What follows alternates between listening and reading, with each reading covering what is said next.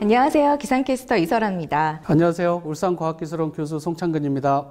우리나라 미세먼지는 대부분 중국에서 온 거라는 주장이 있습니다. 또 한편에서는 이 중국 정부가 한국에 가까운 곳으로 공장을 이전하고 있다는 소문도 있는데요. 과연 진실은 무엇일까요? 환경을 전공하는 과학자 입장에서 보면 그 일부 주장들이 사실과 부합하지 않은 점이 있습니다. 네, 그래서 이런 오해를 풀기 위해서 5가지의 질문을 준비했습니다. 먼저 첫 번째 질문입니다.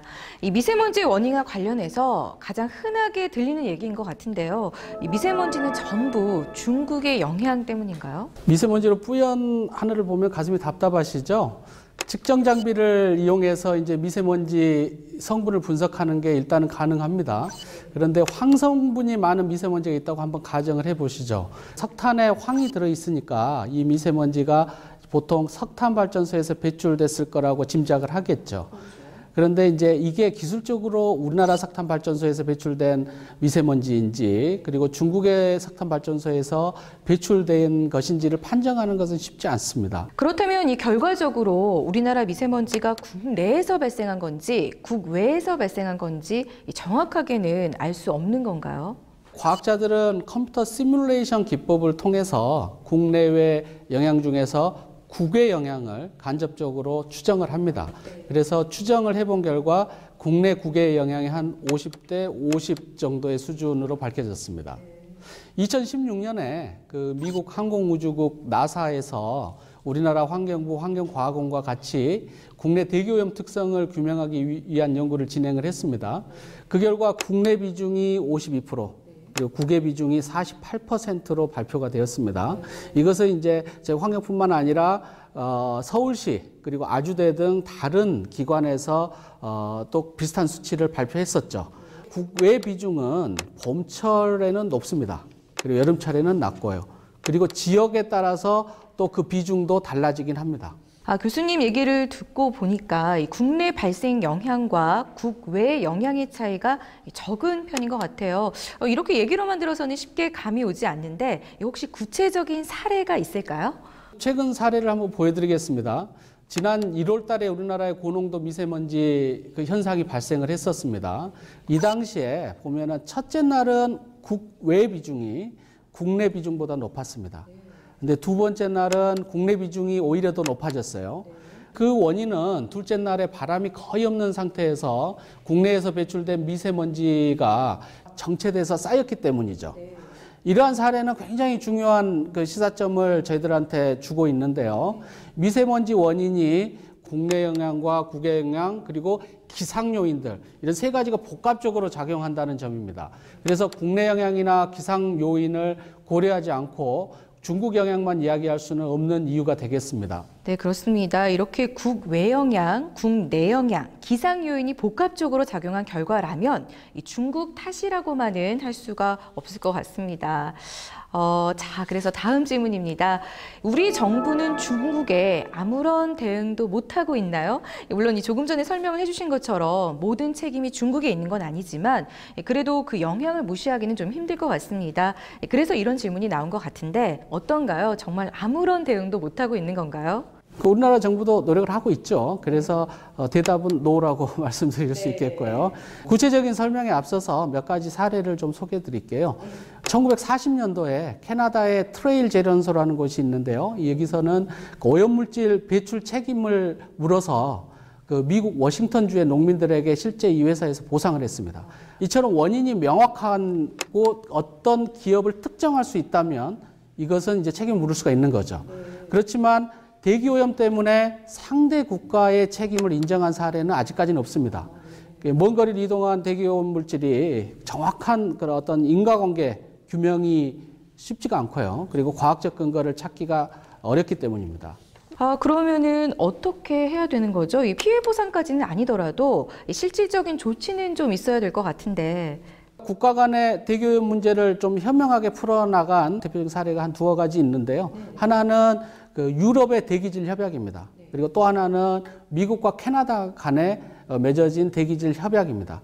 이들 두 개의 협약은 항의나 분쟁 이런 것보다는 한 10년 정도의 아주 지속된 공동 연구와 장기간의 논의, 협의를 통해서 진행을 해가지고 서로 윈윈하는 이런 결과를 얻었습니다. 국내 사례도 하나 말씀드리겠습니다. 지난해 12월 14일 날 그 한중 정상이 만나서 미세먼지 문제를 논의하셨습니다. 그리고 올해 3월에는 문재인 대통령께서 중국 특사인 양재츠 국무위원에게 국내 대기 오염 미세먼지 발생에 대한 중국 요인이 있음을 또 언급하셨거든요. 그때 양재츠 위원께서는 한중 환경협력센터의 조기 출범을 약속하셨습니다. 이처럼 한중 양국은 지금 현재 공동 연구 그리고 기술 협력을 확대해 나가고 있습니다. 그래서 단기적으로는 한중 양국의 상호 신뢰가 쌓이도록 좀 노력을 하는 게 좋겠고요. 그리고 장기적으로는 이러한 상호 신뢰를 바탕으로 동북아 미세먼지 협약을 체결하는 쪽으로 가는 게 바람직해 보입니다. 네, 이어서 세 번째 질문입니다. 이 질문과 관련된 뉴스는 저도 좀 많이 접했어요. 이 베이징의 공장들을 우리나라의 가까운 산둥성으로 옮긴다는 거, 이게 사실일까요? 국민들께서 이 부분 많이 걱정하고 계시는데요. 사실과 좀 차이가 있습니다. 중국은 2014년부터 우리나라와 마찬가지로 대도시의 집중 현상을 막기 위해서 베이징의 기업 물류단지를 베이징 인근으로 이전 중에 있습니다. 그래서 옆 그림을 보시면 공장이 이전한 지역은 베이징을 둘러싸고 있는 허베이성입니다. 그리고 베이징에서 멀리 떨어진 산둥성은 이전 지역이 아닌 걸로 밝혀졌습니다. 그렇다면 이거는 어떤가요? 좀 비슷한 질문인 것 같은데요. 이 중국이 동부 연안에 소각장을 대거 설치한다는 소문도 있더라고요. 그러면 간단한 질문 하나 드려볼게요. 서울에서 발생한 쓰레기를 부산에서 소각할 수 있을까요? 그렇게 멀리까지 가져가는 거는 너무 비효율적일 것 같은데. 그렇죠. 그래서 이제 운반비가 더 많이 든다는 이야기죠. 그래서 소각장은 기본적으로 각 지역에서 발생한 쓰레기를 처리하는 시설입니다. 그래서 이처럼 조금만 생각해 보면 이제 중국 전역에서 발생한 쓰레기를 처리하기 위해서 특정 지역에 소각장을 집중적으로 설치할 수는 없다는 거죠. 실제로 옆에 그래프와 마찬가지로 소각장은 중국의 22개 성에 분산돼서 건설되고 있습니다. 그렇다면 이 질문도 답이 벌써 나온 것 같습니다. 이 베이징의 대기질만 개선되고 산둥성은 나빠지고 있다는 소문도 사실이 아닌 거죠? 네, 벌써 다 알고 계시네요. 예, 맞습니다. 사실이 아닙니다. 중국 정부가 발표한 그 대기 오염 데이터와 그리고 중국의 내에 위치한 미국 대사관, 영사관에서 측정한 데이터를 보면은 금방 확인할 수가 있는데요. 중국은 이제 대기오염 방지 그 행동 계획이라고 해서 이게 2013년에 시작이 됐습니다. 이 2013년을 기점으로 해서 중국 주요 도시의 대기질이 뚜렷하게 개선되고 있습니다.